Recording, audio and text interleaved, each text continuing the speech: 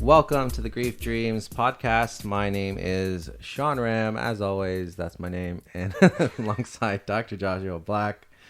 How's it going, Joshua? Happy New Year. Happy New Year, Sean. Happy New Year to everyone out there.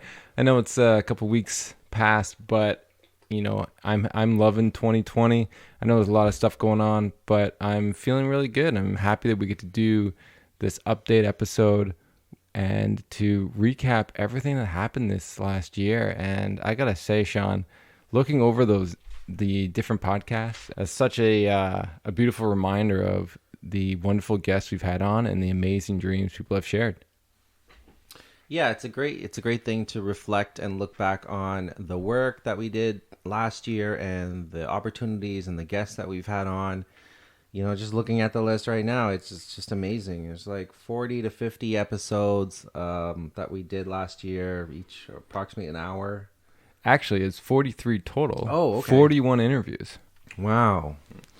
It's incredible. You know, you think like they're approximately an hour, and just having these conversations with a variety of guests, and really variety is the best way to say it, because, you know, it's just people from all walks of life, you know, all areas of the world, which is pretty cool that we get to do this interview, this podcast, you know, from the comforts of our home, and interview people from all across the world, the countries and different various locations, North America, Asia, all over. We haven't had a guest from Africa yet. We should have try to book someone from Africa. That's the 2020 goals. But yeah, I mean, so many to go through. And like, obviously, like, I don't know if I want to ask you if any of them stand out, because it's a hard question if you ask me that. Yeah, it's a tough question, because there's just so many really different kinds of individuals that have come on with different kinds of careers. But one of my all-time favorite was the one I did with Mirabai Bush, with Jade, and that was really special to me because we were able to talk about Ram Dass, who has recently died. And for me, it was as I grieved his loss, it was a comfort for me to have spoke about him on air, and to have done that with Jade, who also is a really big fan of Ram Dass too. And we sort of together learned a lot about our own journeys through what he has went through into his life. So for us, I know for Jade, that'd be one of her big ones too. What about for you, Sean? Yeah, like I said, tough to talk about favorites. Man, let's see if there's something. I'm definitely the Biff Naked interview. I think we were both excited because we had, you know, we knew her prior, obviously growing up in Canada. She is a very well-known, famous rock musician. And we also ended up actually going to one of her shows. She put on a one-person, well, along with her husband, performance, really quiet acoustic performance in a small auditorium. And that was really cool, and a really great environment. And she put on a great performance. And we also got to talk with her after. She took the time to kind of speak with us and take photos, and she's just very genuine, down-to-earth person. So I really enjoyed that. And I think, you know, what was interesting about actually meeting her in person is that she remembered us. Yeah. She really did, and she remembered who we were, and I thought that was phenomenal for her to take the time to meet with everyone. And it's like who I thought she was when we talked to her, like over this, was when I met her, it was even more. You know, she gave the time to talk to everyone. She was so funny. I don't know, it was just a very creative way she performed, and I loved every minute of it. So if you ever have a chance to see her in concert when she does her, what was it called? I forget what it was, she talked about her book, and she always was an acoustic. Yeah, it was kind of like a mix of music, singing, but also taking the time to talk to the audience, really conversational through her about chapters in her book, and tell stories. Yeah, I don't know, one person show, one woman show. I don't know. We should have looked up before we started talking about this stuff. But yeah, like at the end of the day, there's just so many good ones. And this is what this episode's all about, is for those people who maybe have listened to maybe episodes here and there or are new to the podcast. this is for you to be able to see some of the ones prior. So if you like what you hear, go back and listen to the whole episode, because these are just clips to give you a feeler of who the individual was and maybe what they dreamt about. But we had a lot, so we have two parts of this thing coming. Yeah, and we love doing this, right? We enjoy it. It gives us time to get together. Like it's hard to get together, but just go through it. It's one of our favorite parts of our year to do this recap. Before we start, I think too we should mention, if you haven't had a chance, we also started another podcast this last year, 2019, and it's called Grief Cafe. And so it's me, Dr. Joshua Black, Sean Ram, and Darwin Dave, our buddy who runs the Dealing with My Grief podcast. And it's like a roundtable discussion about different grief events that are going on in the world. And we get a chance to air out our concerns, talk about it in a group setting. And what's interesting about that is that I feel good being able to talk about things in the news or in the media that usually I just keep in. Like, I'll think about it, but talking about it does something differently.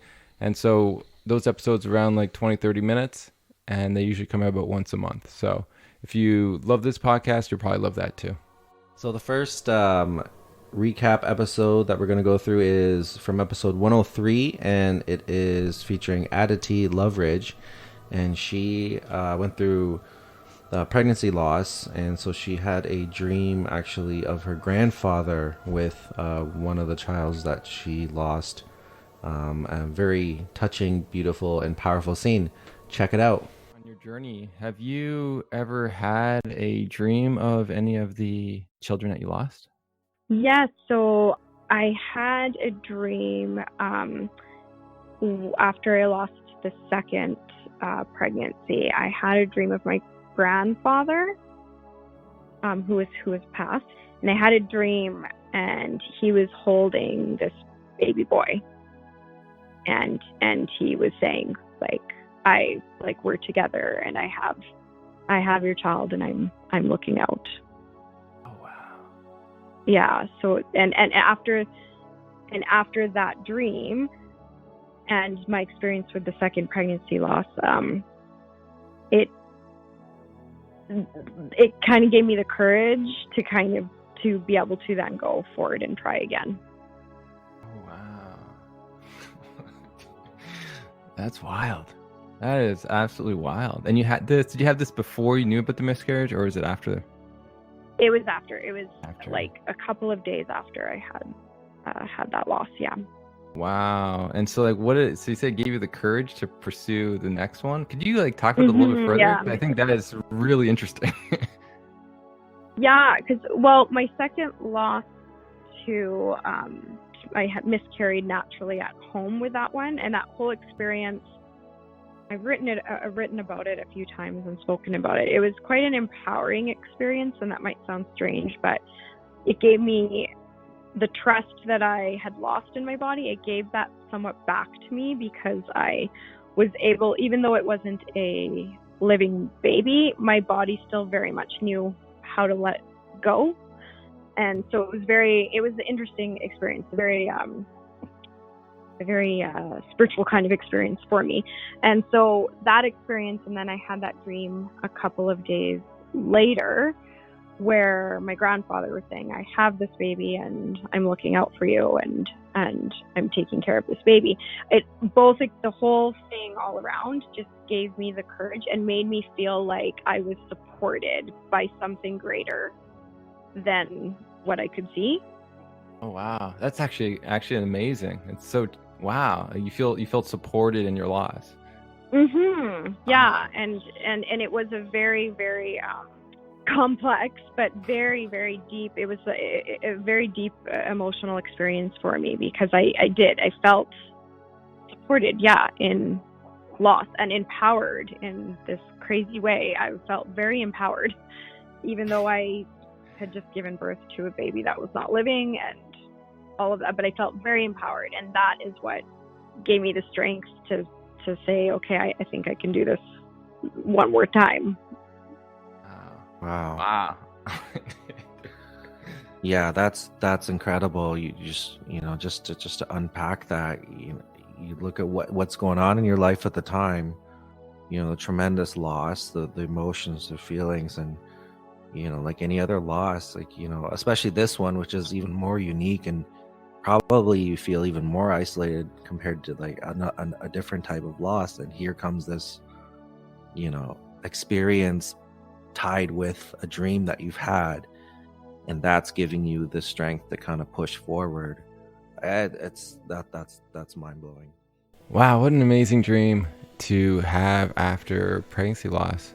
And it just shows that people are dreaming of their babies they've never met. And I know I did research on that, and I'm really happy that people are coming on to talk about that, because it can be disenfranchised. So, amazing to hear that. Amazing she tried again and she was able to have another child. Yeah, and also being able to tell your story, right? Like, it's not something people are, because it's stigmatized, or feel comfortable talking about children that they've lost before birth. And so this is a tough thing. So kudos to all those women who do talk about it, and and Aditi for coming on the program and sharing. Our next one is Biff Naked, or as I like to call her, Dr. Beth Allen. So here we go. She's going to be talking about the way she looks at death and dying, and why I love this quote so much is she does reference Ram Dass and his quote that death is like taking off a tight shoe. Yeah, it's interesting. It had me thinking about what you said, in terms of like the human kind of the nuances of being a human, is having those fear, anxieties. And I think sometimes, like for myself, I have a dog as well. He's 3 years old, and I have, yeah, he's a little pup. I sometimes, in the past, I had a lot of anticipatory fear of his death. Like, they live shorter lives than you. So, I was just like, I love him so much, and when he dies, like, oh my God, how am I going to feel? And then you start to fear that feeling. And I started just actually thinking about his death and just getting comfortable with all that. And it did a weird thing where it actually just started making me calm down and relax more. And obviously I just tell myself, it's okay. As a dog parent, you have these fears, you have these stresses. Oh, what if he gets hit by a car? What if this happens? What if that happens? But it's hard. That's a tough way to live. And it would probably be even tougher if I didn't acknowledge that, and then he passed away, and I could see that being a tough experience. But I think I'm doing myself a service by just having that in my head as well, that hey, there's life, there's beauty in that, and there's death, and there's no, again, not to put a black and white on it, not to put a negative or positive spin on it, but it is what it is, And again, just the mystery of life, sometimes just chilling and sitting in that's important, but acknowledge all of it, and also how it affects us. Oh, absolutely. And I mean, what you're describing is future surfing, and we all do it. We all future surf, the what ifing, I call it, in good ways and bad ways, and it holds people back. It's I think when I was in university, I think it was called fear of success. But what it really is future surfing, and people don't do things because just in case the worst happens. And I also learned a lot about the anticipatory anxiety when I had my dogs. I mean, I never had human children. So, these little dogs that I had, I mean, I used to tell jokes on stage that I breastfed them. I mean, obviously I couldn't breastfeed my Bichon, but I felt like I did. I carried them like babies, and they slept with me, and I took care of them when they were sick, and all these things that come with that kind of nurturing instinct that we have, and when we love someone so much it hurts. We get tears in our eyes just thinking how much we love them. And I mean, that goes even now with my mom, who lives in Winnipeg, or my sister, or even my husband. And, I do, because it's natural, I think that we all do come to those daydreams, or those fantasies where what if something happens? What if they don't come back, from going to the store? What if a car hits them in this terrible snow? I think it's normal, for our brains to go to that place so that we can also resolve it and develop that kind of instinctive coping technique, which is an emotional technique. It's self-protective to be able to envision the worst and to envision the solution or what we will do or who we're going to call. I mean, we can even fantasize to go through those steps. And again, I'm not a psychologist or a proctologist, as we've established, but I'm not a psychologist, but I will bet that it is absolutely human nature to do that type of future surfing, envisioning the worst and envisioning the resolution so that we can have that coping skill. It's self-protective. And hopefully your pup lives to the most ripe old age possible. And again, no matter how logical we are, and that goes with, our aging parents or whether or not our parents have a terminal disease or whatever, we can logically, clinically look at it, assess it, make peace with it, understand it, say, well, this is what is expected, and well, they were 85, or well, it doesn't matter, because grief will still choke us. It will still absolutely blindside us. It still shocks us. It still keeps us in bed, unable to move. It paralyzes us. And it's still something that we always have to work on. With Ram Dass, there was a quote that I always really very moved by, which is, death is like taking off a tight shoe. And I always felt, yeah, you know what? I think that probably hits the nail on the head, really, when you consider it. And I've always kind of viewed it that way, ever since I read that. And I was probably in my early 20s. And so I don't feel a deep sense of loss or longing when it comes to the people in my life that I love that have passed away. I always think that it is the time that they were meant to go. And, as sad as I am, I know that death, for me, in my, beliefs in my life, it's a transcendence more than anything else. And I just always have felt almost neutral about it. Even if I was grieving or sad or mourning, I don't carry it as a loss. I carry it as a smile, to always remember and love that person. Well, it's amazing hearing part of that episode. If you guys get a chance, really go back, listen to that whole thing, because it was a really amazing episode that we're able to have with Biff Naked. So our next guest is Jay Perry, episode 106. And Jay Perry is a photographer, but he also wrote a book called My Dad Got Sick. And in this episode, or in this clip, he talks about all things dreams, about his dreams and also his mom's dreams and the questions they've had together. So I would tell my mom about these dreams, and she would feel kind of left out because she wasn't dreaming about him. And she was always wondering, what does that mean? Do I not miss him? Why isn't he coming to my dreams? And although the majority of them are positive, and he comes to me in a healthy mindset, I did have one, I think it was like a week ago, where he came to me in a dream, and it was known that he was sick and that he was slowly dying in the dream. And I woke up feeling kind of like a bit depressed and sad that those memories kind of came back to me. And I have to, realize and tell myself that that's going to happen, I think, from time to time. And I don't know, again, what that means, but yeah, the positive ones are amazing. Like I said, I could try to go back to sleep again and just be able to tell him what's happening in life, because I miss that. I miss telling him about the positive things that are going on, the accomplishments, the cool photo shoots I'm doing, how Friends with Hearts is doing, because he was always interested, and he always would give you the time of day to listen and, give his feedback. It was so tough for me because my dad died and then my grandfather died 35 days later. And those were the only two, let's say, men in my life that I would go to for advice. So within 35 days, I had nobody to turn to for stuff.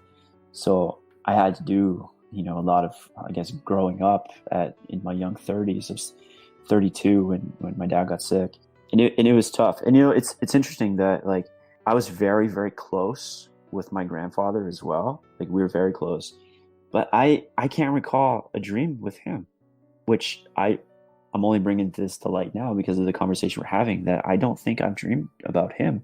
And I wonder if it's because, to me, he passed away. He lived a great life. He was almost 90 years old, and maybe it's me feeling sorry for my dad dying at such a young age that I'm trying to still relive or keep him alive, which may be unhealthy. I don't know. But yeah, I wonder why I don't dream about my grandfather, but I definitely do about my dad. Yeah, that's one of those interesting questions that, like, I even posed in the research. It's like, why are some people dreaming of the deceased and others aren't? So even for your mom, you brought that up. And the biggest thing is to look at her dream recall. And so if she doesn't recall a lot of dreams, it's probably why she's not remembering that kind of dream. Right. She's probably dreaming of it, but just not remembering it when she wakes up. And then for you, it's like, you're right. Like, why? It's interesting to look at. So why not one person? Like, I'm dreaming of one person, not the other. And I think you're right. Is the sense that that loss of your father was a more significant part, and there's some issues or some things that you're still working out. Yeah. And that's the beauty of the dream, is like it's helping you process some of the stuff. And as you said, like, he died at a younger age, so there's feelings and emotions there, and a connection because you also took care of him. So there's a friendship, a deep friendship that grew in that time. Yeah, I hear you. And there's part of me that, like, wants to continue dreaming about him, as maybe unhealthy as that is. If they're positive dreams, I think that it's just I enjoy them, and I guess like you said, it's definitely helping me grieve. And it's been 3.5 years since he passed, and I think it's maybe that little part that keeps him in my life. And whether some people say it's bad or not, I don't know. I do enjoy the fact that I believe he comes to me. I don't know, like, again, thinking about this whole spiritual world and stuff like that is a whole different podcast, but I don't know how much I believe in it. Maybe I do. I just believe that some people's presence never actually leave. Their physical body is gone, but their I don't know, consciousness, or however you want to say it, is always present in your life, especially if you're looking for it, I guess. If that makes any sense. Yeah, no, it does. And so everyone has it. Probably take a little longer, actually, like, dig deeper and all that.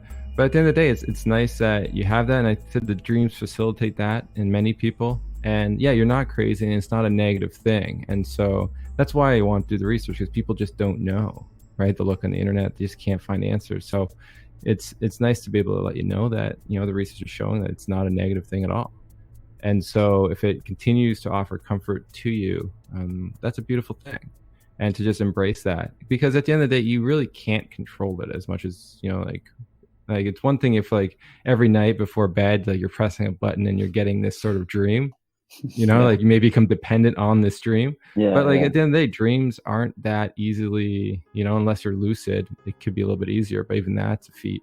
So for the most time, they're just random occurrences that you get to embrace. And I think there's a beauty in that, because you can't control them. And I appreciate, what you guys are doing with these podcasts to, I guess, tell people that they aren't alone and they're not crazy. And that's what I hope to do with the book too, is to tell people, like, you're not alone in doing this. And if you don't know what you're doing, that's fine. That's normal, because let's try and figure it out together. There's multiple sources out there. I mean, we're working with some people right now who are doing some caregiving research. They're finding out that nobody knows what to do, or even where to start. But once they are filled kind of with this education, it's like, okay, let's take care of business now. And that's unfortunate. And is it because people aren't sharing their stories? Maybe that's a part of it. But I think people like yourselves who are getting these stories from people and sharing them with the world, I think is going to help a lot of people going forward with their grieving process. So again, from bottom of my heart, thank you guys for what you're doing. Well, thanks for that. Really appreciate that. And really, it's like, if we just wanted a space where if people were searching, they could find something. And the same thing you're doing too, is if people are willing, like the answers are out there now on the internet, which is really a beautiful tool when you're searching for something. And so, thank you so much for saying those kind words and just being you and being yourself and finding a way through life that is encouraging others to have hope in the journey and their own suffering and their own struggles, that may not always be like this. Like there's these moments of gratitude and moments of love that spurred up in different points of your life, and to stay true to the course. Exactly, man. I agree with all that for sure. Yeah, it was great talking to Jay. Jay, thank you for coming on and sharing your dream experiences.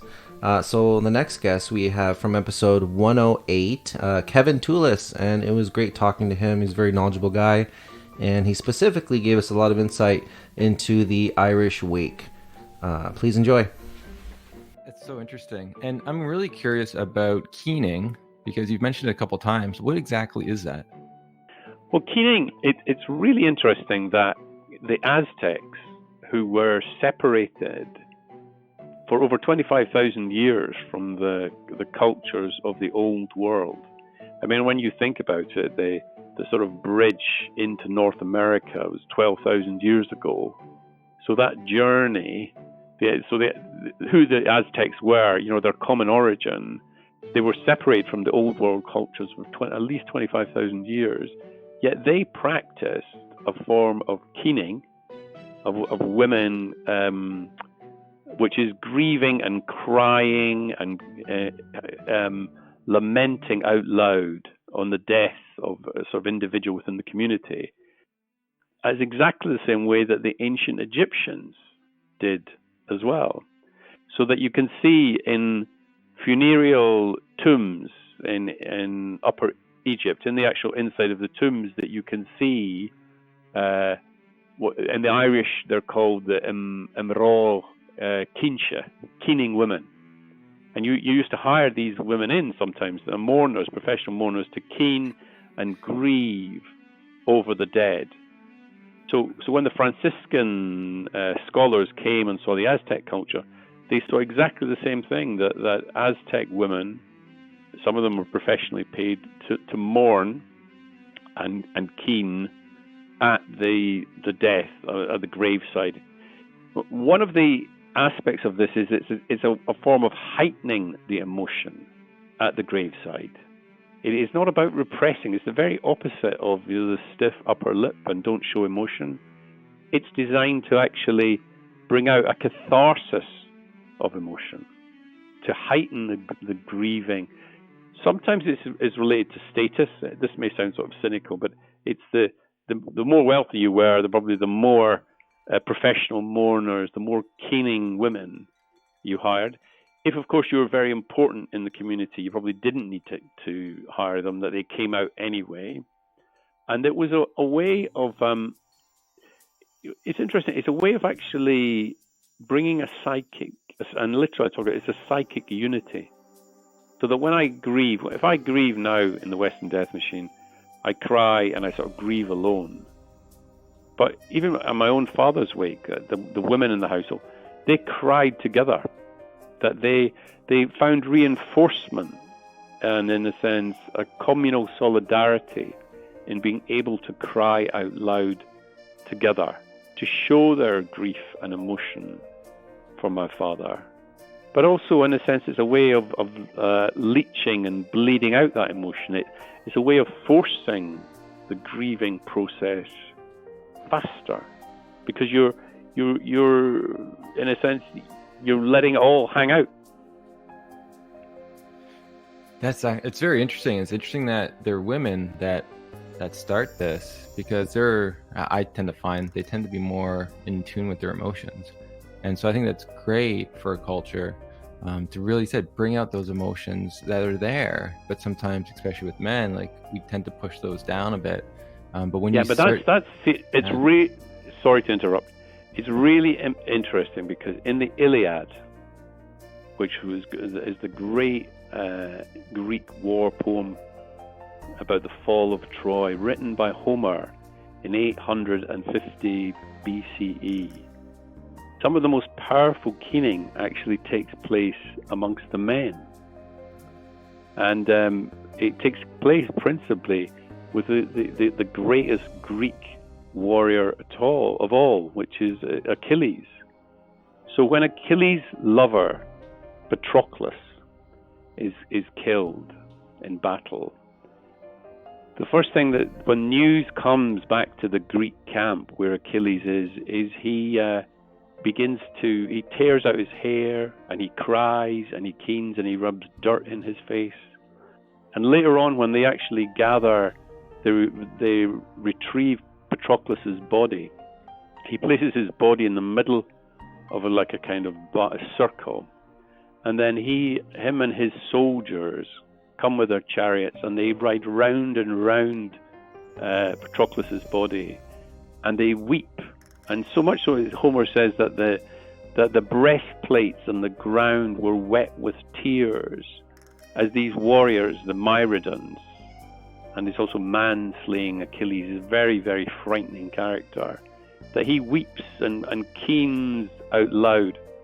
And Achilles says this thing that's really interesting, or Homer says, he says, "We shall have our fill of the pleasures of sorrow."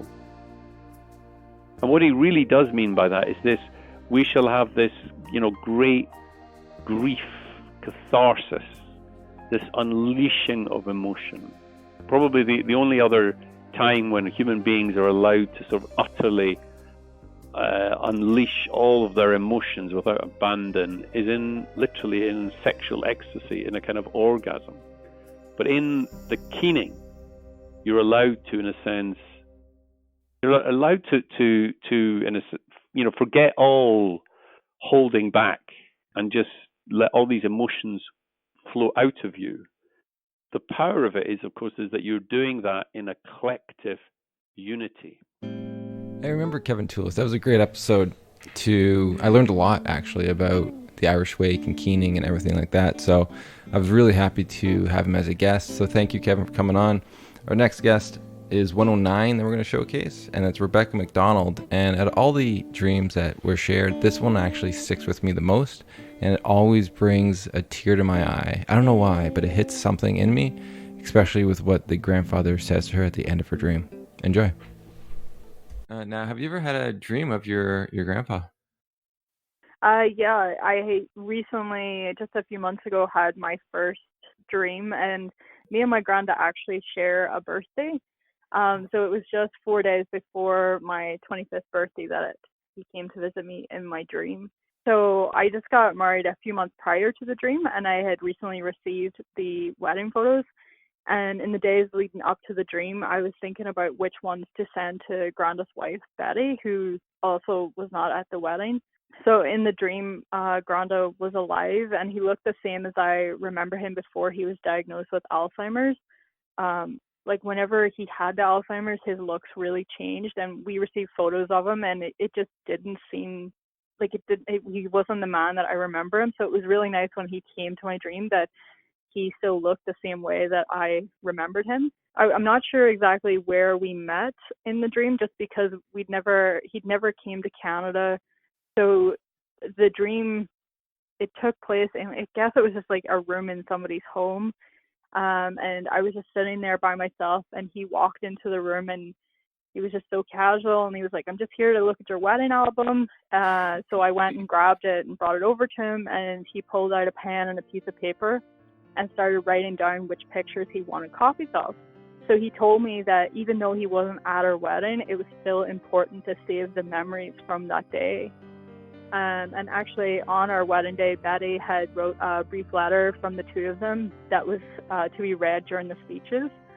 And that letter was really unexpected and caught me completely off guard and filled me with a lot of different emotions that day. So in the dream, Granda was looking at the album, and he came across a photo of me crying during the speeches, and he asked me why I was crying. I told him about this letter that Betty had wrote, and he joked around, and he was like, "Oh, why don't you go and do something like that, make you cry on your wedding day?" And I told him that the letter meant so much to me that it didn't matter how I looked. And then the next thing I remember, I just was telling him, I'll get these copies of these pictures printed, and I'll bring them whenever I come to visit you in June.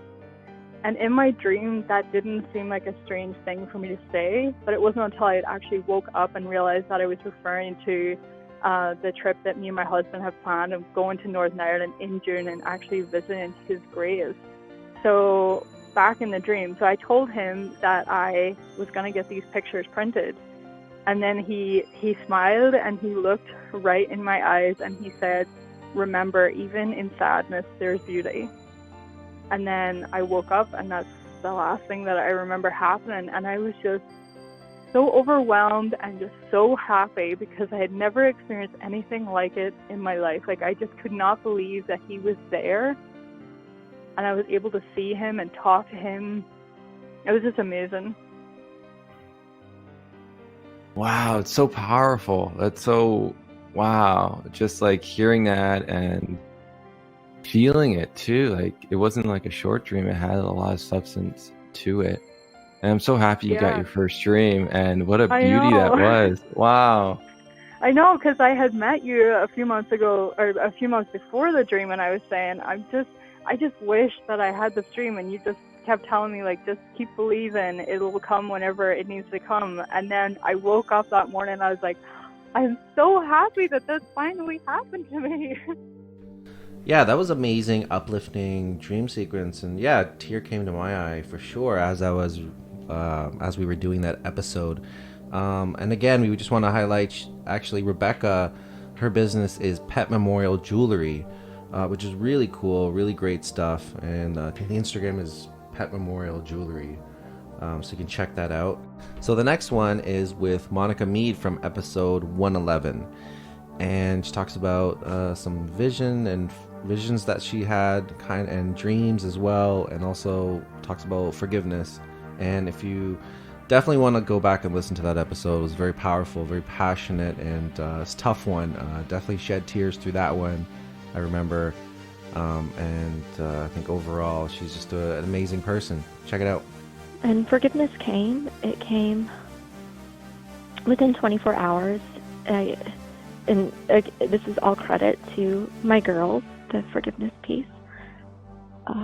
I was laying in my daughter's bed, in Kiana's bed, and just crying that night. So the night of the 23rd, the morning of the 24th, Christmas Eve. And Kyla and I were in that bed together, and I was crying and crying and crying in Kiana's bed, and I saw Kiana standing in her closet. I always hesitate sharing this because I think people will think I'm crazy, but I saw her. It was clear.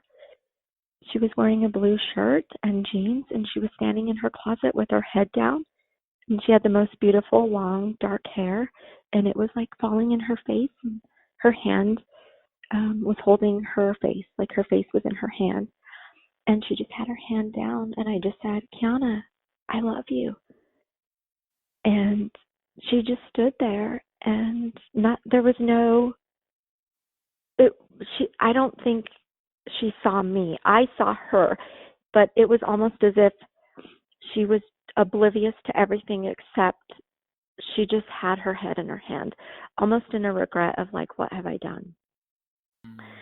And at that same time that happened, I heard a voice, clear as day, in my ear. It was so clear and so not loud, but just clear. I understood every word, and it said, "You have to forgive and everyone will follow." And I sat there for a moment thinking, am I going crazy? What is happening? And I woke up Kiana's dad. Him and his wife, Kiana's stepmom, had stayed in our home, and I woke him up and I told him that I saw Kiana and that she wanted us to forgive. And if we did that, everyone would. And I expected him to be like, I'm not doing that. That is out of the question. Anger, anything. But he didn't. He said, okay, then that's what we do. And I didn't expect a reaction from him, like angry reaction because he's a bad person. I expected that because he's human, and that's what I probably would have done, because the thought of forgiveness was just so far from my mind at that point. And so we decided that we would just go forth with that's what we would ask everybody else to do. And it just made sense. Kiana was just a very forgiving, loving person that, of course, that would be her last request. I just want to step in there. This story is, it's so heartbreaking. I'm just listening and listening and listening, and I can't imagine what that felt like. Like the bond you guys had is so beautiful with that love, and then for it to be taken away in such a horrific way, where you're right, forgiveness is almost the last thing someone could be able to do. But I think this experience and what your daughter said about forgiveness, I think this is a great moment when it comes to how difficult it is to forgive. And it's, it's one thing to talk about forgiveness, but it's another thing to actually do it. And so I'm really curious, like, what was the forgiveness like? Because was it just like, because you had those experiences, you're able to do that? Or were there times as you move forward where you had to almost like check yourself? That's a really good question, because forgiveness is not a one-time deal, right? So it's an everyday conscious effort. I have to remind myself every single day that I chose to forgive, and that it's not the easier path, but it's the better path for me. It's the healthier path, because when I let go of that hate and let go of that anger, I only allowed love in. And when I'm in the highest state of love and existing in the best way that I can, my daughter's close to me. I believe that. That's so beautifully said. And, it actually brings tears to my eyes on how amazing that is, and on what you just said. But when you facilitate the love in you, that's when you feel closest to your daughter. When you start to forgive, did it actually help everyone else to forgive too, as that voice said? You know what? That is the second part of the miracle, because it did. She had so many friends, and all of my family, and her dad's family, and her stepdad's family, all our friends. When we said that's what we were going to do, everyone followed along. And we were very careful not to speak to media, because we were just hounded by media. They wanted a story. Mm-hmm. And we agreed to not give them one. This is in 2013, when gun control was kind of the height here in the United States, at its height. And so we were not going to do that. We just decided we were not going to make her death or her life be a news story. And so we did have a memorial for her friends, and a balloon release at the same time, and they all gathered and we did candlelight. And at that point, I just asked them all in Kiana's honor to practice forgiveness in their life, and to do so remembering that that's what Kiana would have done, and that's a way that we can carry her memory on, and to continue her way by living the path of forgiveness and love. Just thinking about, obviously what you said, and again, like, it's tough. It's tough even hearing it. I can't imagine living it, being through those situations, and going through all that. But it seems like, maybe your faith has something to play with it, but like you leaned on something different. Like, as in society, we kind of have we expect certain reactions, and no one would wrong you for coming out and voicing anger, voicing, negative emotions, and going through those type of feelings. And that's almost what people would expect. But you seem to have tapped into something, or, you got your signs, and you through your children as well. Like, how amazing is it that your kids kind of right away were like, we forgive our stepfather. And through that guidance and through those, that momentum, you kind of you made that turn. And I like how you and Joshua kind of alluded to that. It's not a okay, well, I decide to forgive, and this is how I feel, and this is what's going to go on. It's a struggle, like anything else in life, anything else worth striving for. And I just kudos to you for speaking about that. And again, like, I say it again, but I say it all the time, but I'll say it again, like the courage even to just tell this story. It's just incredible. Could you walk us through some of your dreams of your daughter and maybe what that meant to you? Sure. So I've had one of the things that I feel like needs to be noted on my dreams too is that when I see my daughter, she's always happy. She's always just like radiating happiness and joy, and she's laughing and glowing, and it's just amazing. Every time I've dreamt of her, it's always been the same. And also in my dreams of her and my niece Olivia, when we communicate, our mouths don't move. I look at them and I understand what they're saying to me, but their mouths never move. So I thought that was really interesting, because in other dreams that I'll dream of different people, when I'm talking to them, their mouths move. But in every single one I've had of both my daughter and my niece, their mouths don't move. I don't know if mine does when I'm talking to them, but I know that theirs don't. So that's just something that I thought was really interesting and should be noted in my dreams.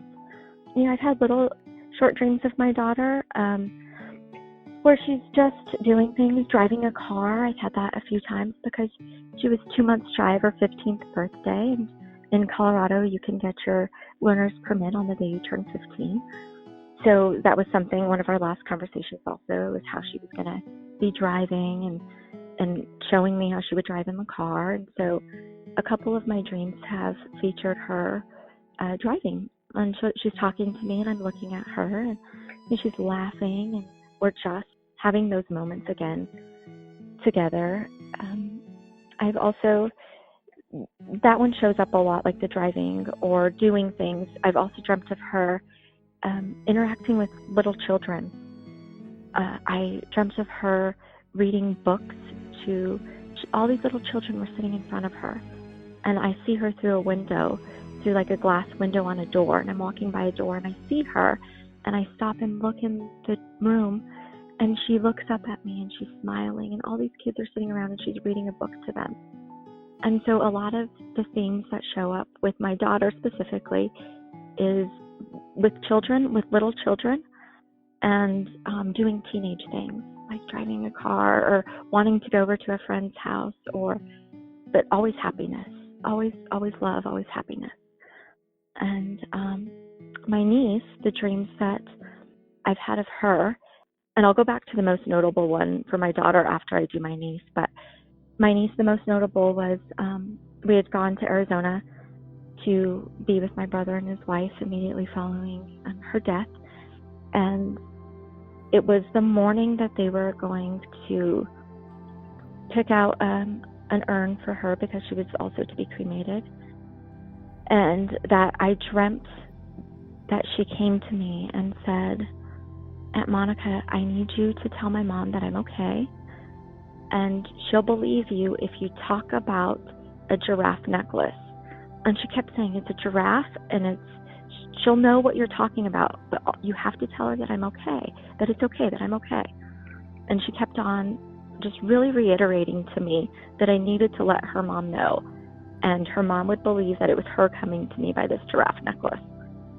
And so when my brother and his wife got back that day from the mortuary, I said, "I have to tell you guys something. I dreamt of Olivia last night, and she's very adamant that she knows about the giraffe necklace." And I'm describing it to him. I'm like, "I don't know if it's a keychain or a necklace, but she's very adamant that you know what she's talking about." My sister-in-law said, when we picked out her urn, we picked out one of her necklaces that has a giraffe on it to drape around the urn as well. And so we figured that's probably the message she was getting to us. And I said, she just wants you to know she's okay too. And I've always kind of had these very descriptive dreams my entire life, as long as I can remember. And I've always thought it was odd that other people didn't remember their dreams or that they weren't prophetic in some way. And so it was never out of the ordinary for me to just really have these deep dreams or like intense dreams. Thank you, Monica, so much for opening up about what happened to you and your daughter. It takes a special person to be that vulnerable on air. So please check that out if you're interested about the whole story of what she did to and how she got to forgiveness. For this next episode, we have Jackie Pagobo, and she talks about a dream of her brother and also a dream she wants to have. So since we talked a lot about the loss and stuff, let's get to those dreams. So, Yeah. yeah, right. So what was like the first dream that you remember having of your brother? I remember him being young. We were probably in the Philippines at this time. We lived in the Philippines when we were younger, and it was when we were probably like 6. He was probably 6, and I was 7.5 maybe, in the dream.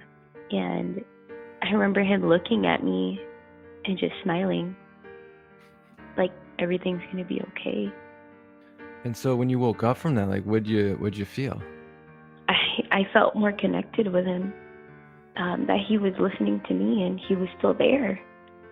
And that's one of like the beautiful things that I love about these dreams. It provides people that opportunity to feel that love, to feel supported and watched out for, if that's sort of their belief.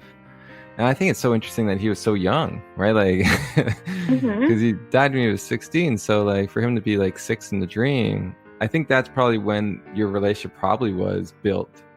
You know, like when I think about my siblings, like I have 3 others, I don't think about them as adults. I think about them like when we were children, we played all the time together. And maybe that's sort of like that bond you guys shared where you said like he was your best friend. So you played all the time. And it's only when you get older, you find other friends that, you know, that you spend less time with them, even though they're still significant. Yeah. And so did you have any other dreams after that? I remember there's one that I woke up from and I knew he was trying to tell me something. I didn't know what it was. But I remember this one dream. I was in Merced, California in the Central Valley, and I had graduated from college at this point, and I was still living there. I remember waking up from this dream that my brother was trying to talk to me, and he was his age at this point, like 16, and he was just trying to talk to me. And I was so confused when I woke up. He was really, really trying to get a message to me, but there was nothing coming out of his mouth, and I was so confused. I woke up confused, and immediately my mom called me, and she said something crazy happened to my dad. And I instantly thought, like, that's what he was trying to tell me. I think now there was a difference with my dreams after my brother's case has been vindicated. I think that's when I started having dreams of his actual age. Wow, that's an interesting fact, because it seems like, and I'm sure it's like this with a lot of people, it's when the circumstances aren't as clear, aren't as when there's no closure like that. I can imagine it being very difficult to move to kind of continue on that grief journey the way you want to.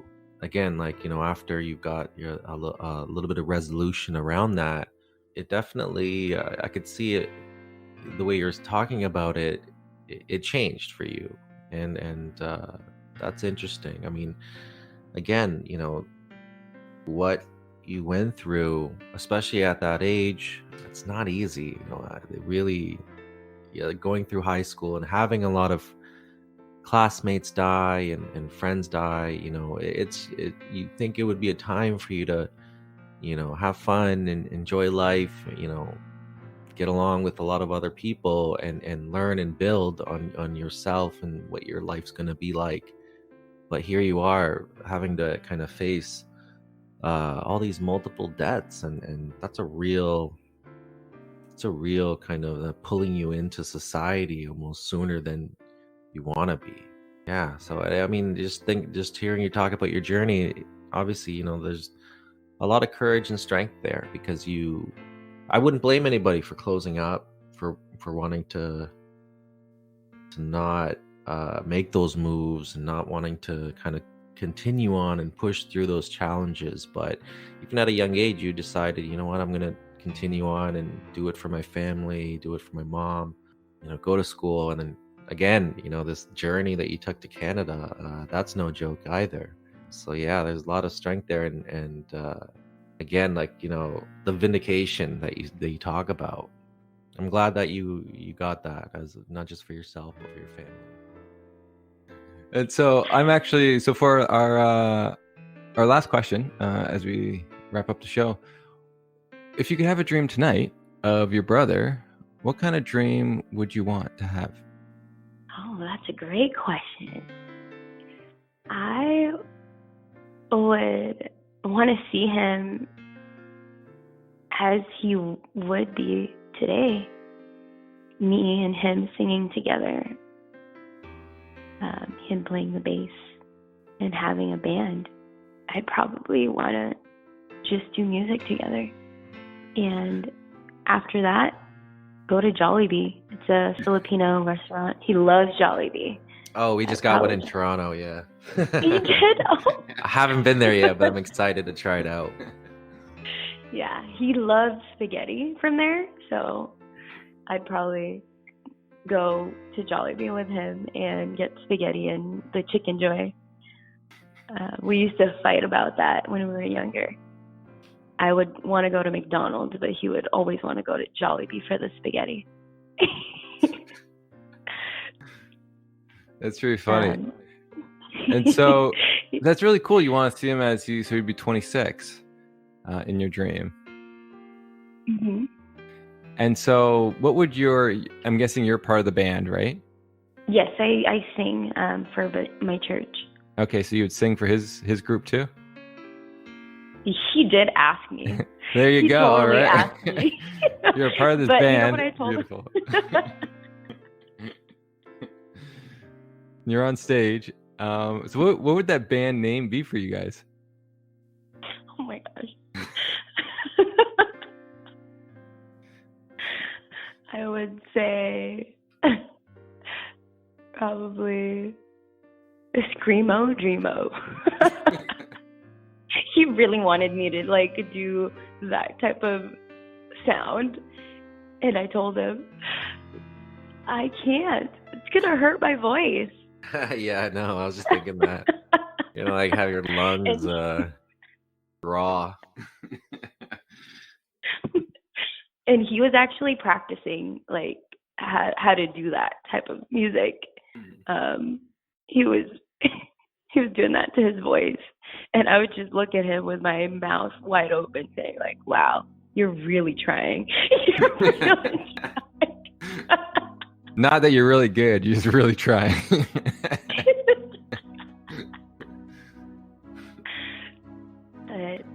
That's pretty cool. Yeah. I like that. No, that's amazing. And would it be in a stadium? Would it be outside in a park?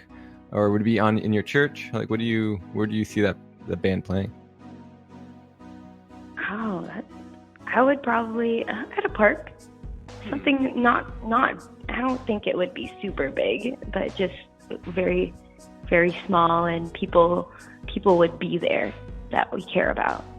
Just very close friends or family. Really cool stuff. Thank you, Jackie, for coming on and sharing your dreams and the loss that you had. And again, it takes courage to do that. So we would like to thank all our guests for that beautiful blessing that they've given us.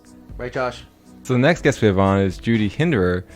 And what's really interesting about this dream sequence is that her father died when she was in womb. And so she never actually got to meet her father, and her relationship with her father has only continued through dreams, and that is how she built the relationship with him. So check these dreams out. I had been dreaming all the time. I mean, every morning I would wake up and I would say, "Mom, I had this dream," and she would sit and listen, and she loved to listen to them, and she just seemed fascinated by them. But when I was about 13 was when I had that first dream, and I don't know if I had just been looking at a bunch of pictures or what triggered it, but I was in a forest, I was in a park, and I was on one side of like a bridge, and there was these trees, and then on the other side of the bridge is my dad, and I don't even know the meaning behind it now, but it was like me wanting to go forward, but I was just hesitant, like, oh, I can't do that, like I can't, I'm not going to be able to make it. And he's just was like, you can cross the bridge, you can do it on your own, you can do this. And when he said that, I crossed the bridge, dream was over, and then I remember waking up, and I was just like, oh my gosh, like that was my dad, and I'm telling my mom, no, I was just dreaming about my dad. And she's just like, what? Because I had never said that before. So I wanted to go back to sleep. I wanted to go back there. I wanted to see him. I wanted to go back to this park with him. But that was just amazing, and I couldn't believe, I cried, and my mom was really happy. And I feel like my mom is besides you guys now, I feel like my mom is like the one person that if I say this happened in my dreams, she believes every word that I tell her. Well, that's so nice that you're able to tell your mom and even open up that inside her of understanding that, and the joy probably of her realizing you had a chance to see your father finally. And so what did you take that bridge for? Because I think it's beautiful advice for him, and I can only imagine as a daughter, like the one thing you're missing is that, father advice, and he gave it to you and you succeeded, and like it was a great story. But what would that bridge represent to you looking back? Looking back, I think that was me just moving forward, losing some fear. I think I was always afraid to do things. I was always afraid that if I attempted something, I wasn't going to succeed at it, or I wasn't capable of it. And I think it was sort of shedding, regaining some independence. Like, you can do this. You're now in junior high. There are all these kids here. You've got this. You can do this. So I feel like that was just a little part of me getting some independence, getting some confidence under my belt, and him solidifying that feeling. That's so cool. I really love the dream because you can do it. Like I always tell myself in different circumstances in life that have been difficult, it's like you self-motivate yourself. So has that dream just moving forward, is it something that you refer back to when difficult times to say, no, I can do this? Yes. Yeah. Yes, absolutely. When I look back at a lot of these, I can see where I used it to move forward, I just well, that's right. I can do this. Yeah. And so that even sort of segues into the next one that I had, because it was just a couple of years later.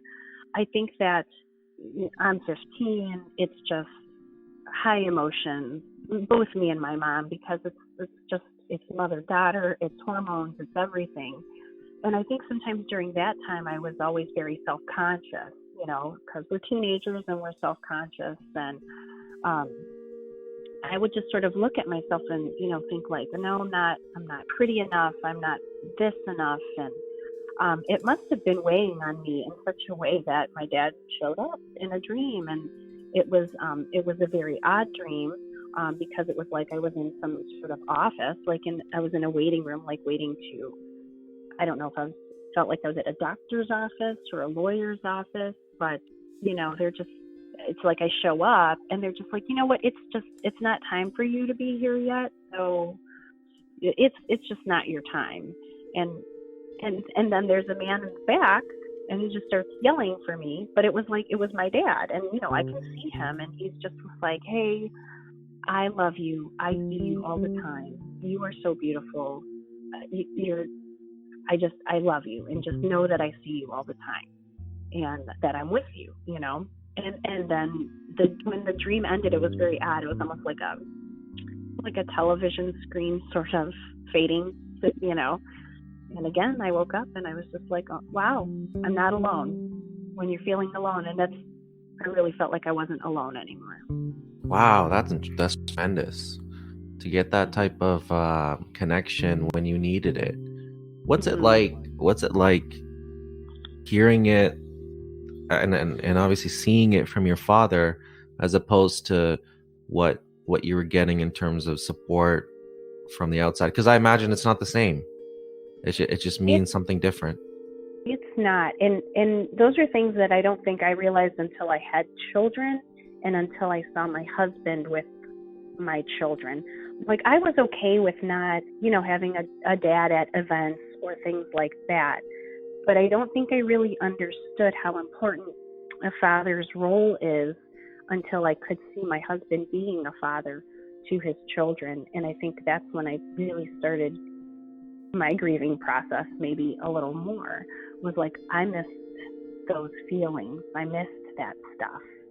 And so, when I was a teenager, yes, I had friends by then, and I had my siblings. But again, when you're 15, you just feel like you can't talk to anybody about anything. And I don't think I realized that I needed that dad moment in there at that time, but he did show up at that time.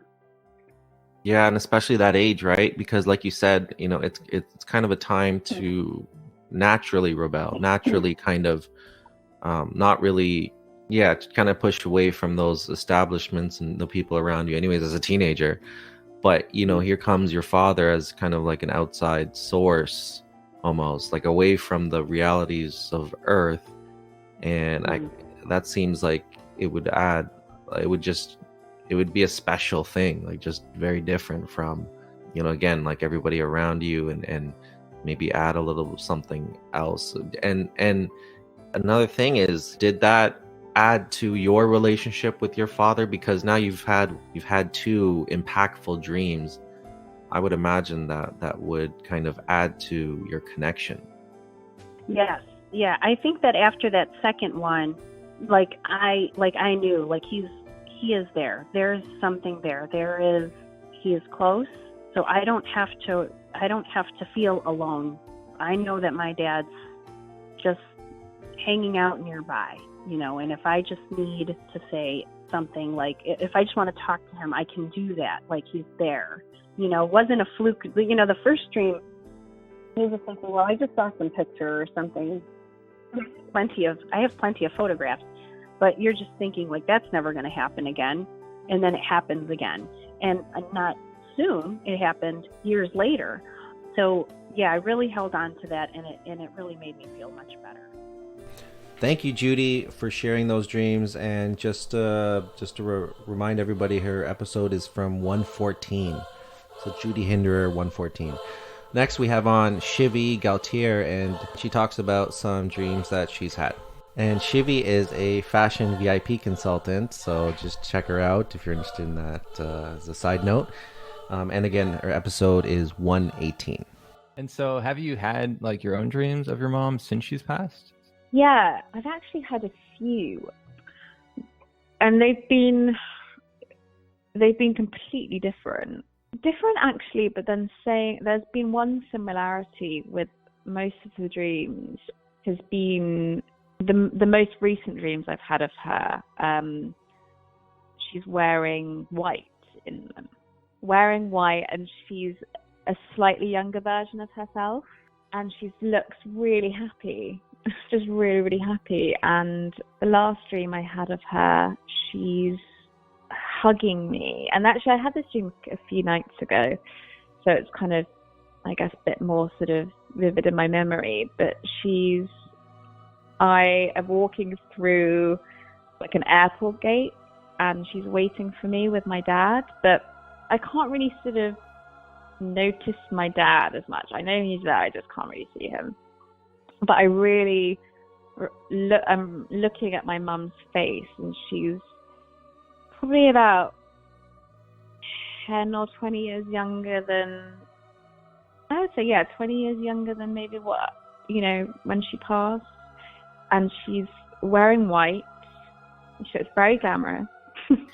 And she's got really I think she's got a blow dry actually, so went all out, and she's just really happy, and she's hugging me, and she's telling me how much she's missed me, and you know how it's been so long since we've seen each other.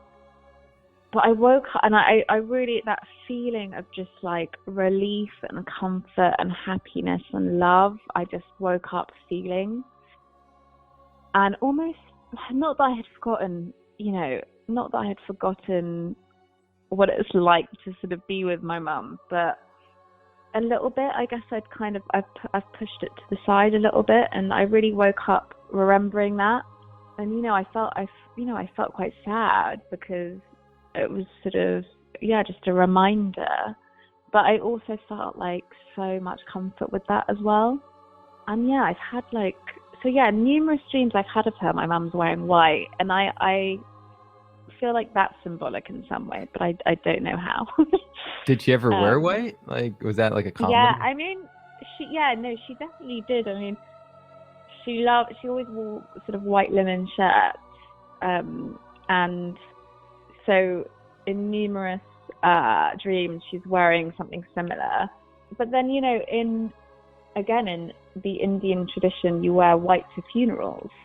So red and like lots of color are usually the colors you wear at weddings, unlike sort of, Western dress, which is the white dress, and white you wear at funerals. But I think there's, similarly with the Western culture, there's this idea of purity with the symbolism of white. I don't know. I don't know. But there's almost something comforting about the fact that she's always wearing white in my dreams. So it's definitely a source of comfort.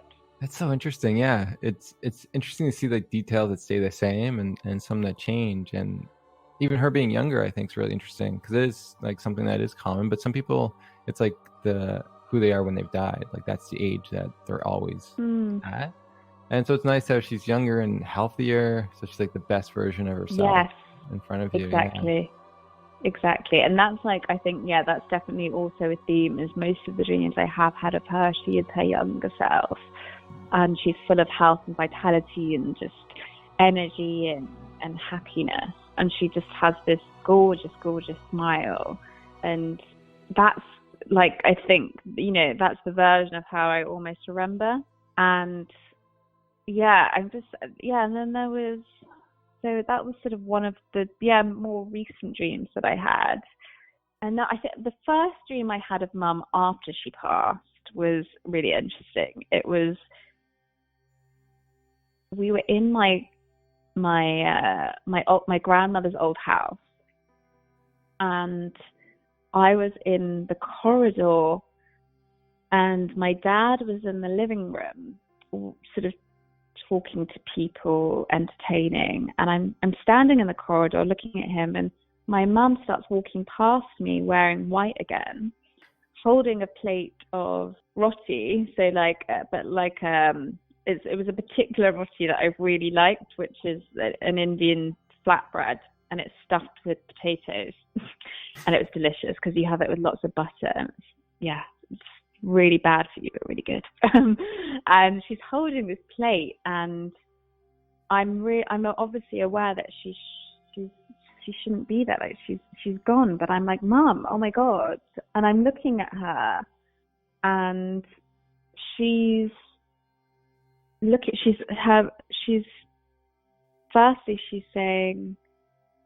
she said, oh, I just want to feed you guys. That's why she's carrying the roti. She's like, I need to feed you. How are you going to eat? And what was funny about that is she would always say that to me.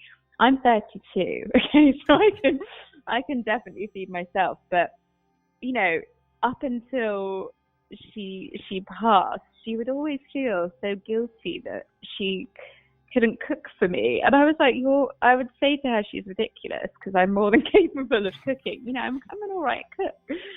But she just had this motherly guilt where she just felt like she should always be giving to me and my brother.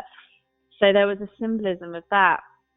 in the dream, and then she was sort of fixated at my dad. So she walks into the room in the dream, and she goes to my dad, and they talk, or she does something for him. It gives him the food, and then she kind of steps out again, and she just stands in the corridor just watching him through the door. And what was interesting is no one else in the dream, all the people that are in the living room can't see her. It's just my dad that can see her. And she just watches him, and she's complaining to me. She's like, oh, he spilt something on his shirt. And I don't know, it was a really bizarre dream, but again, provided me with some comfort in some way, because I felt like it was a symbolic that she was sort of still watching over my dad. And yeah, that was the first dream I had after she passed. Wow, it's a very interesting dream, because you're right. Like, we don't really know sometimes what we need as we move through the grief process. But at that time, there's probably something about worrying about your dad, and what's going to happen, because you got to fly back sooner or later, and he's going to be with himself, and almost like it definitely, I don't know, I could see it like it provides comfort, and to know that he's not alone, that your mother is still watching out for him. But I think it's funny how like some of the comments she was making, like she always spilled something on his shirt. Like, I'm guessing, was your dad like that guy that like things just always end up on his shirt? Yep. That's dad. That's so He's gonna hate me for saying that. All right, thank you, Shivi, for coming on the podcast. We appreciate it so much. All right, for the next guest, we have Heather Stang from episode 119, and she is a meditation instructor. And of course, we put in a clip where we talk about meditation and her grief dream, and not get too lost in sort of the future. So I think it's really cool. I'm interested, since you have so much loss. Have you had any dreams of any of those people? So what's funny is since I've talked to you, I've been trying to think about this. And there's one I definitely remember of my grandmother. And it felt like a visitation dream. It felt like she was there. And all I can remember from it, because I didn't write it down. Now I want to be so much better about my dreams after learning more about what you all do. But she was kind of standing in the doorway of what was like her house, but probably wasn't. Dreams are all ethereal and strange. But I think it reminded me of just all those summers where I'd go to her house and she'd call me back in for dinner. And it wasn't even that she said anything. It was just that felt sense of grandmotherly love, of presence. And so I've thought, you'd ask me on our podcast after our podcast if I'd had dreams. I believe I've had others. I do. At least I want to believe that I've had others that I've forgotten. And so my mission now is to get a grief dream journal, or get a dream journal, and pay attention, because remembering that one dream of my grandmother, who, again, she died at 99 and a half, but for many, many years, she had vascular dementia. So her personality, the personality I knew, had died many years before. And for those of you who have, lived with someone who has dementia, it's a really, again, surreal experience. And so after she died, having this woman who she could communicate to me. I definitely felt a lot of love from her. Even the day she died, like I felt like there was a moment of connection that had been missing. But having her back, like as normal grandma cooking dinner, instead of the woman who wasn't quite making a lot of sense, that sometimes struggled. It was a lovely experience, and I want more of those. Well, that's beautiful. And it's beautiful you're able to see her one more time in her healthy form, which she used to be. And so your last memory isn't one of her with dementia. It's one of her basically standing and like watching you, kind of thing. Yeah, calling me and come eat some pot pie. You want some iced tea? was Southern. But it also, thinking about that dream and thinking about that comfort that you get. I was thinking about a meditation practice called metta meditation, which is the practice of compassion and loving kindness. And the idea in that is you bring the image of someone to your mind, and you start usually with someone that fills you with a sense of unconditional love. So it might be a family member, but usually it's going to be a spiritual being or a pet or a mentor, because those people that are really close to us are the people we tend to lash out at too. So someone that's like consistent love. And from what I've been taught, you're not supposed to use the image of someone who's died.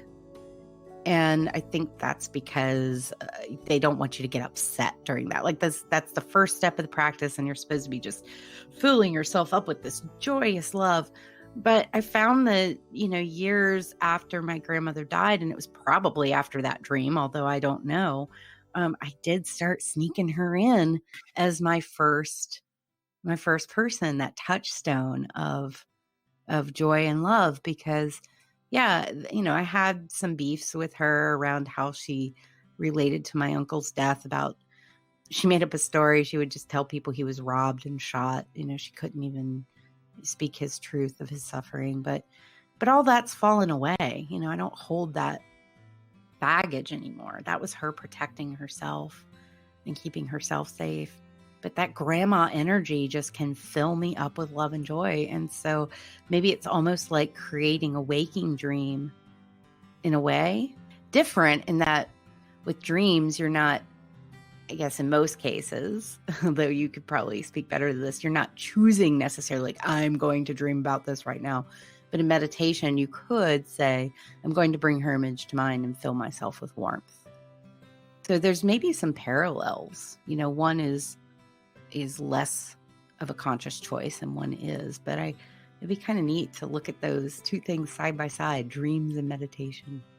Yeah, it is interesting. And there is I guess you probably could do it too. There's a technique where you can go back, like a meditation, you go back into the dream. Mm-hmm. So you could go back into that dream that you had, and that in itself is going to bring the love. And then you can carry on that whatever that dream would have been, kind of thing. Yeah, and that's just sense. It's just another way of doing it, another way of sort of bringing them in. And because the dreams, there could be such a beauty there that we remember. It's an easy way to sort of find that feeling, because sometimes it's just so hard to figure out, okay, what is peace? So life is so chaotic. Like the concept is so strange, but these dreams can really provide a gauge on like what you can feel like in a peaceful state. Yeah.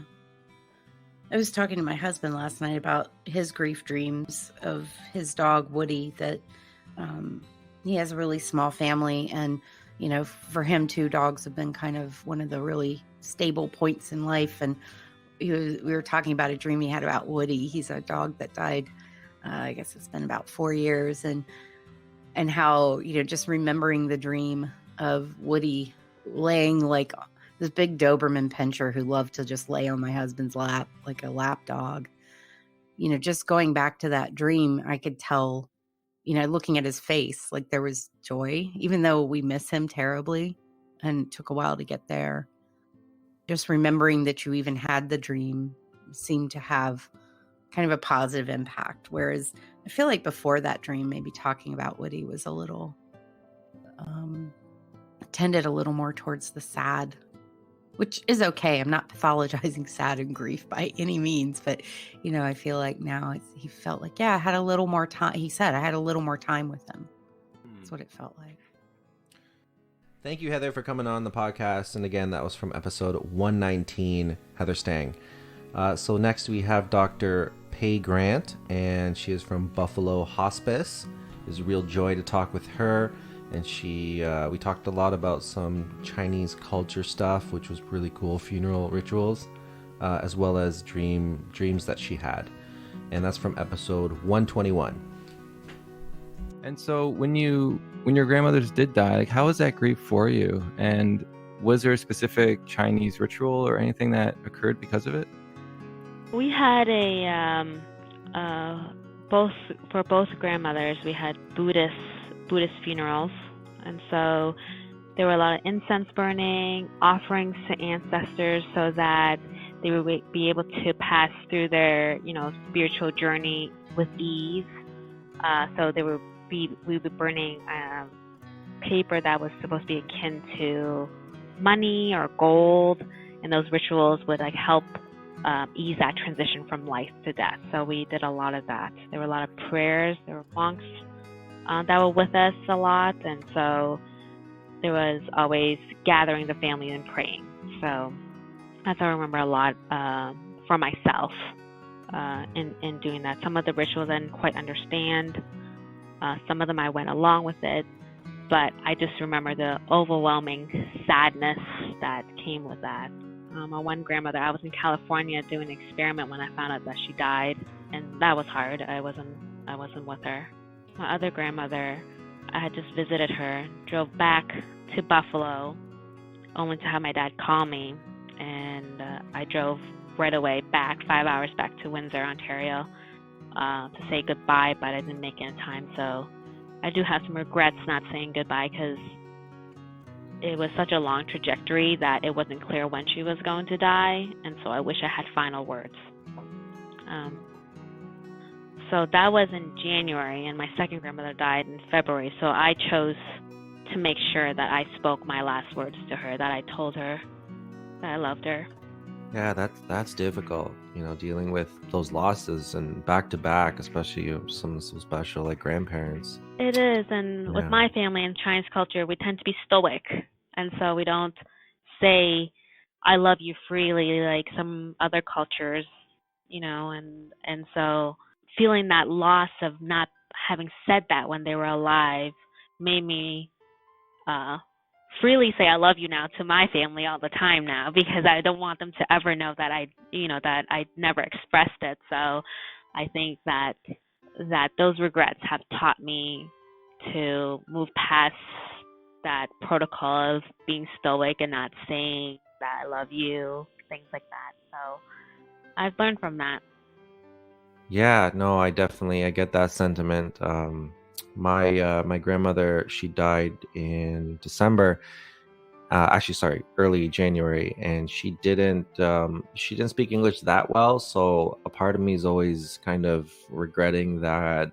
I guess I didn't learn the language better, or we just couldn't have kind of like an intimate conversation type thing. Like we would speak, but like kind of just basic stuff. So I like to think that in her death that we can speak to each other, and language is no barrier. I was wondering, did the funeral rituals that you kind of went through, the Chinese funeral rituals, were those helpful to you and or your family? I believe that they were helpful in the grief, because it gave us something to do, something that we could still do despite the physical death, that we were assisting her still in the spiritual realm. So I believe that was something that was helpful for my family, that there was something concrete that you could do. You could pray, you can kneel, you could burn incense, you could burn these different things to help her out. So I think that would that in and of itself helps people as part of the initial shock of grief, something tangible to work with, and also the continuing bond too, that the relationship doesn't end with the physical death, that there's still something connecting us all. So I think that is helpful for my family. Have you ever had a dream of either your grandmothers? I did. I had a grief dream of my maternal grandmother shortly after I started hospice. And I remember thinking, wow, this is the first time I had a grief dream. I had a grief dream. And I remember there were a lot of people just walking around. But I remember seeing her and just standing there exactly as I remembered her, just every single detail of her. And she sat down at a bench with me. There were a lot of stairs around it, but it was a park bench. And she didn't say anything. She just held my hand. And that was enough for me. It was nice to see her again. Wow, so it's almost like a stoic way of saying I love you. Yes, yes. And when I did tell her I loved her, she couldn't speak because she was so ill at that time, but she had tapped her chest, and I knew she understood me. So that was something that I keep with me and I hold with me dearly. That's beautiful, and it's beautiful to hear about these stories and to hear about your own journey, because I'm guessing you spend so much time with other people's loss and hearing their stories. Your own sometimes can get, put in the backdrop. I know it does for me. A lot of people just, like when they talk about this subject, even on the podcast and stuff, we're here for them.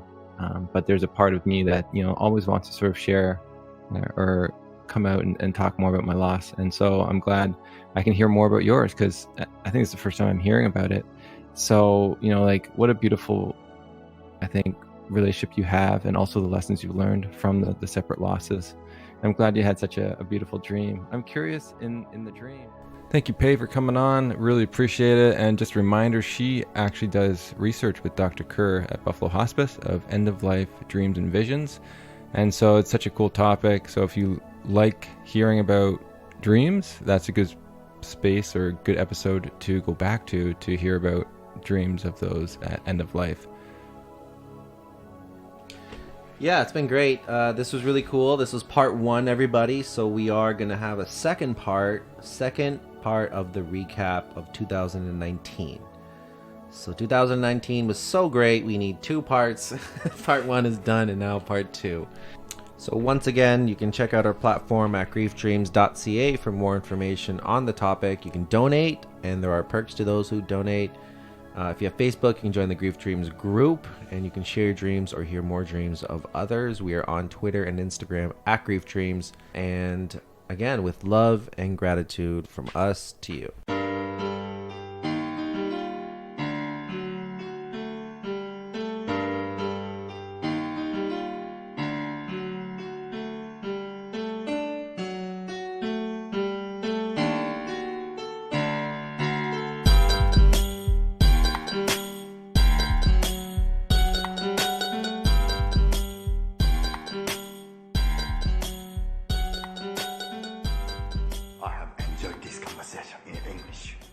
I have questions. I have introduced myself. You have introduced yourself. This is a very good conversation.